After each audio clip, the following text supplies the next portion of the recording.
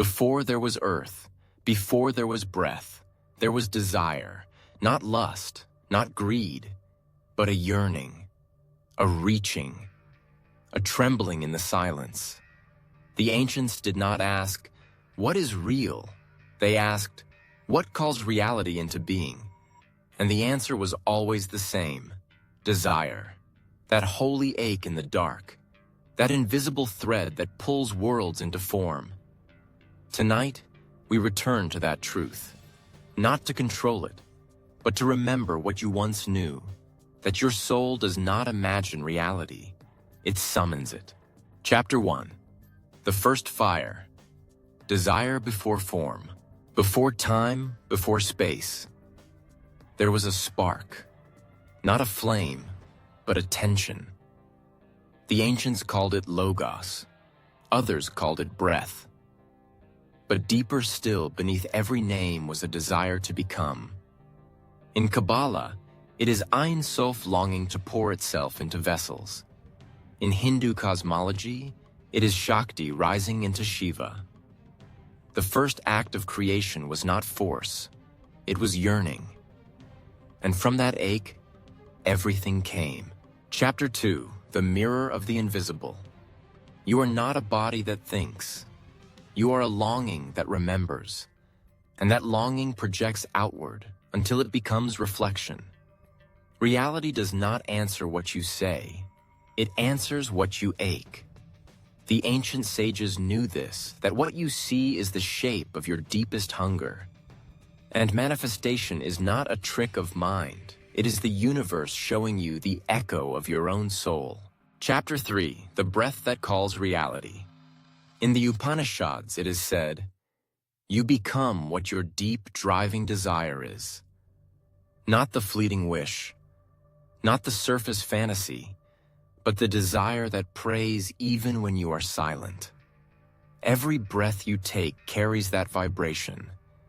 Every cell remembers what it was summoned for.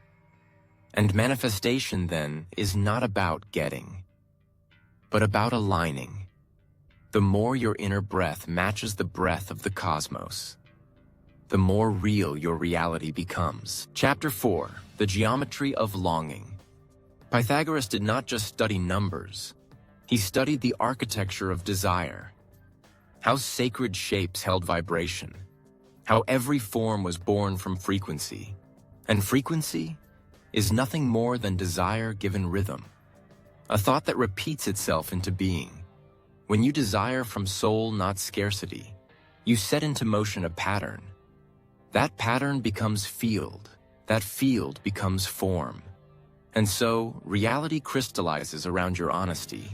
Chapter 5, The Shadow Between the Thought and the Thing. Why does desire sometimes lead to suffering? Because between thought and thing, there is shadow. The space where doubt lives. Where wounds distort the original prayer. The ancients called this the desert of delay. A necessary pause. Not to punish, but to reveal. Is your desire pure? Is it true? For only truth has the power to become. Chapter 6, The Soul's Compass, Desire as Direction. Desire is not a request. It is a compass, pointing you not to what you want, but to who you already are. The Stoics said, "Desire reveals what you serve." And the mystics whispered, "Follow your ache, and you will meet your original face." When you stop chasing what you think you should want, and start listening to what your longing quietly repeats, then the soul begins to walk its true line, not forward, but inward, toward becoming. Chapter 7, The Return to the Inner Temple.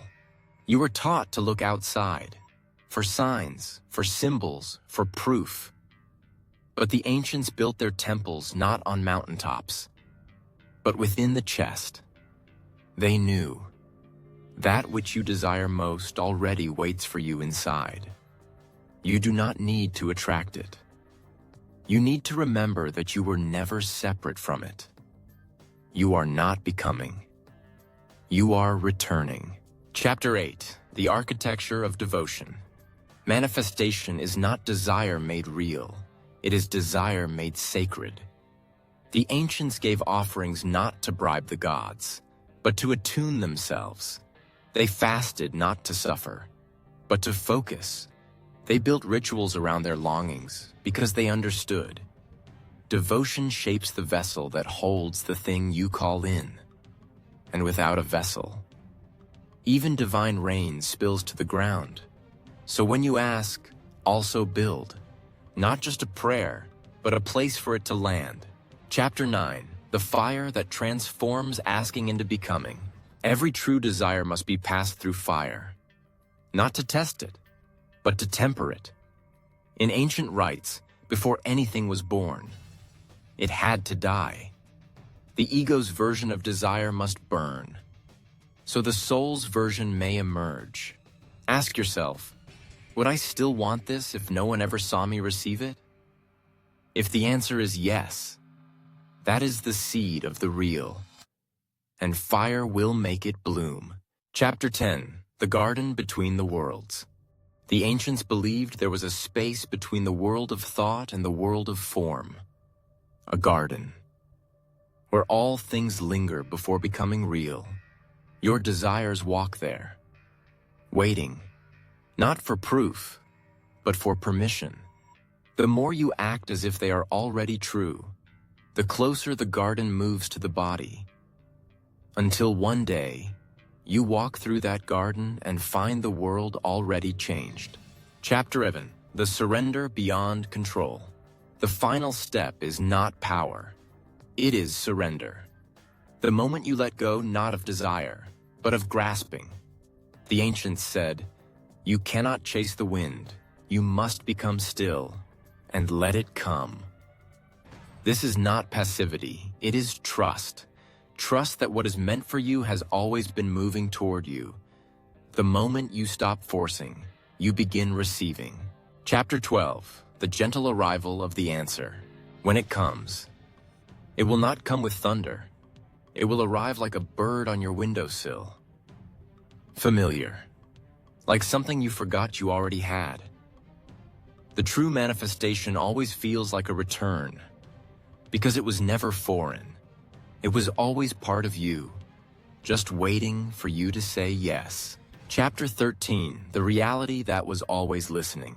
You are not creating reality. You are in conversation with it. And it has heard every whisper, every longing you buried, every hope you thought too foolish to speak.